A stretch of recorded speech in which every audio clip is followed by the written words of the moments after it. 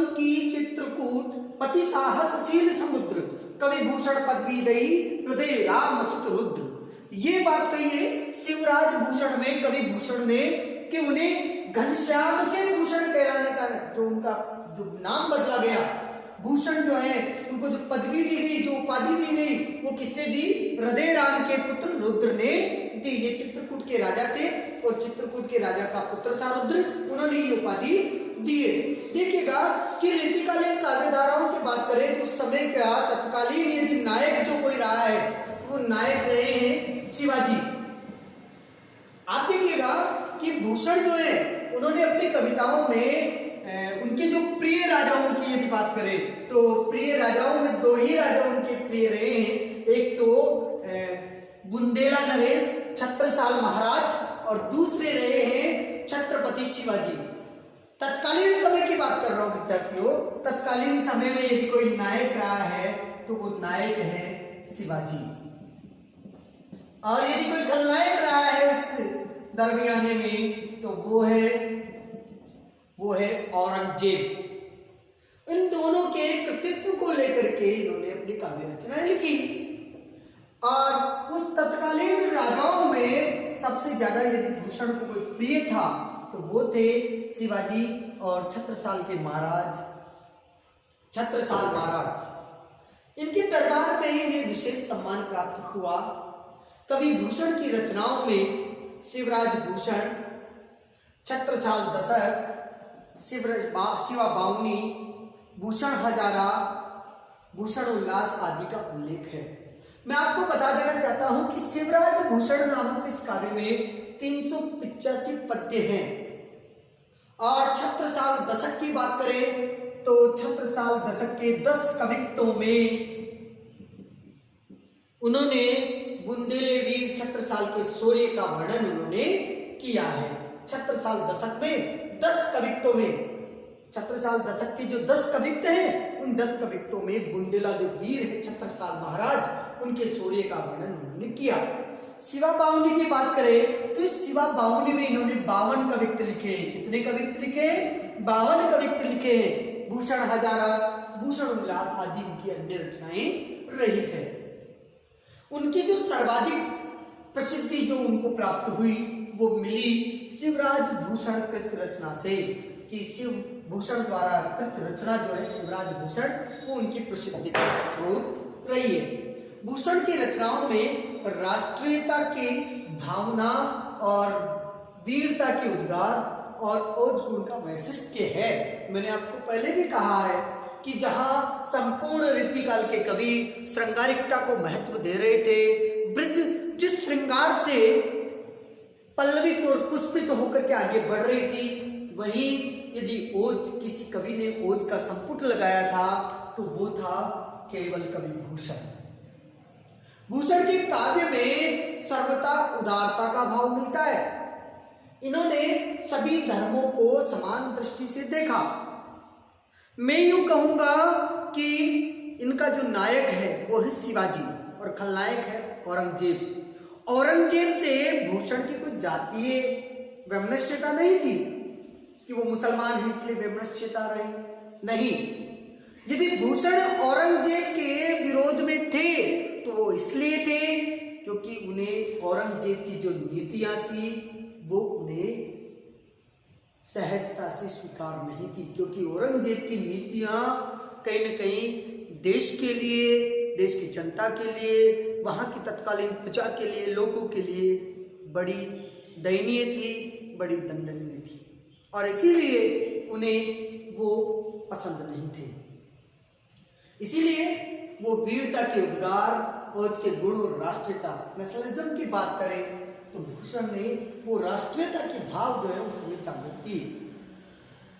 चूंकि कहा है कि साहित्य में ऐतिहासिक घटनाओं का यथार्थवादी यदि कहीं चित्रण मिलता है, ऐतिहासिक रीतिकालीन काव्यधारा की बात कर रहा हूं मैं, कि रीतिकालीन काव्यधारा में साहित्यिक में ऐतिहासिक घटनाओं का यथार्थवादी यदि चित्रण किसी ने किया है तो वो किया है कवि भूषण ने।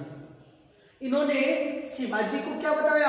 धर्म रक्षक के रूप में प्रशंसा दी है कि शिवाजी कौन है? धर्म रक्षक हैं, धर्म ध्वजा, धर्म की रक्षा करने वाले कौन है? वो है शिवाजी, जो नायक हैं, जो कि औरंगजेब से युद्ध करते हैं, औरंगजेब से जो धर्म की रक्षा करने वाले हैं, धर्म ध्वजा को लेकर के आगे बढ़ने वाले हैं। आगे बात करें तो इन्होंने जसवंत सिंह और कर्ण सिंह की आलोचना की, क्योंकि जसवंत सिंह और कर्ण सिंह जो है वो औरंगजेब की चापलूसी करते हैं, वो औरंगजेब के साथ रहते हैं, इसलिए उन्होंने जसवंत सिंह और कर्ण सिंह की आलोचना भी की है।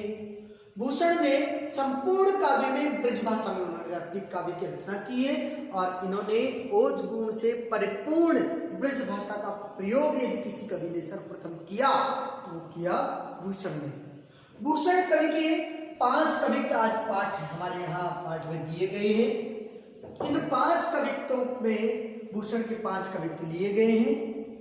शिवाजी जब युद्ध के लिए प्रस्थान करते हैं, मैंने आपको पहले भी बताया है कि यदि कोई प्रिय है भूषण को तो वो है शिवाजी और छत्रसाल महाराज।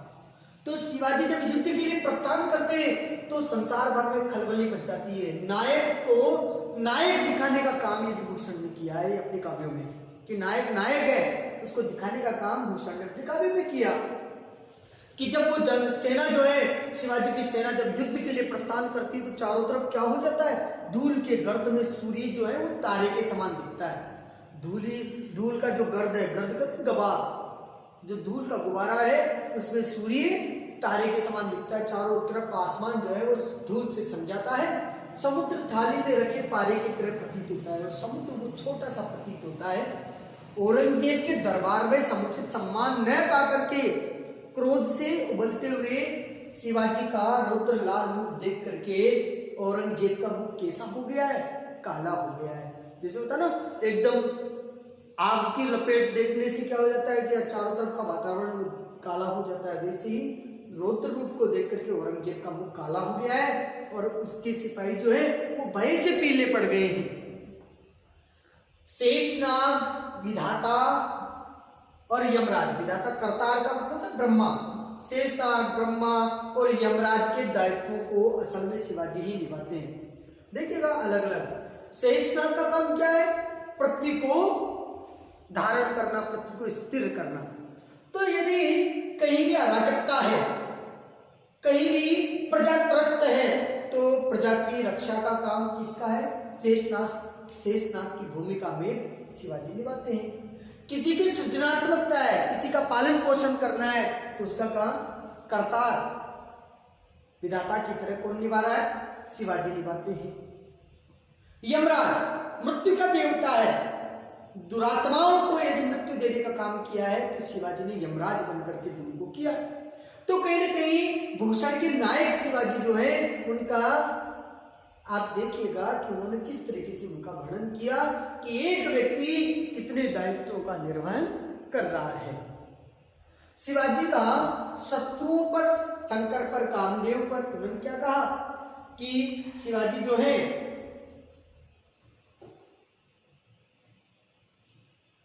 समुद्र जो है उसकी देखिएगा कि औरंगजेब के दरबार में समुचित सम्मान, ये यहां तक हो गया था। हाँ, शिवाजी का शत्रुओं पर आधिपत्य ऐसा है, शत्रु पर उनका अधिकार ऐसा है, शत्रु पर वे ऐसी विजय प्राप्त करते हैं जैसे इंद्र जो है जम्बासुर को परास्त करके उस पर विजय प्राप्त करता है। बड़वानल सागर पर, जैसे समुद्र की आग समुद्र पर आधिपत्य करती है, जैसे राम जो है वो रावण को परास्त करके रावण पर आधिपत्य कर लेते हैं। जैसे वायु का बादल जो है वो वायु जो है वो बादलों को एक स्थान से दूसरे स्थान पर ले जाती है, तो वायु का आधिपत्य बादलों पर होता है। और शंकर का कामदेव पर, जैसे भगवान शंकर ने कामदेव को नष्ट कर दिया था, वैसे ही परशुराम ने जैसे सहस्त्र बाहु को नष्ट कर दिया, जैसे वन की आग वृक्षों को नष्ट कर देती है, जैसे जंगल का चीता जो होता है, बाघ जो होता है, वो मृग समूह को आज इधर उधर भगा देता है, उन पर जो है वो अधिकार कर लेता है।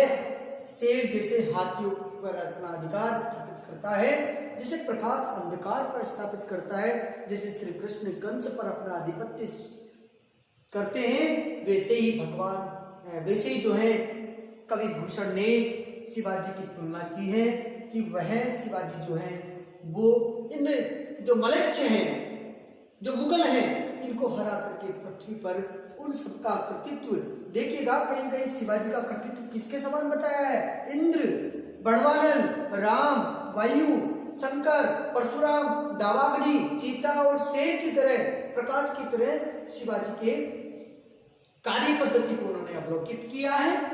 इसके अलावा शिवाजी की तुलना उन्होंने गरुड़ से, सिंह से, इंद्र से, बाज से, सिंह से वो करते हैं।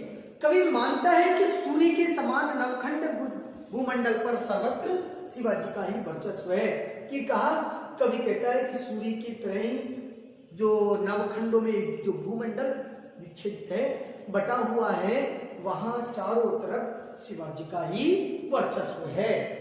आज हमने कवि भूषण के काव्य परिचय को पढ़ा है। आपके यहाँ माध्यमिक शिक्षा बोर्ड में कवि परिचय भी आता है। जो मैंने आपको बताया है आप उसको अपनी उत्तर पुस्तिका में नोटिस कर लीजिएगा। शेष इनकी काव्य के सौंदर्य को और काव्य के भाव को हम अगली कक्षा में पढ़ेंगे। धन्यवाद।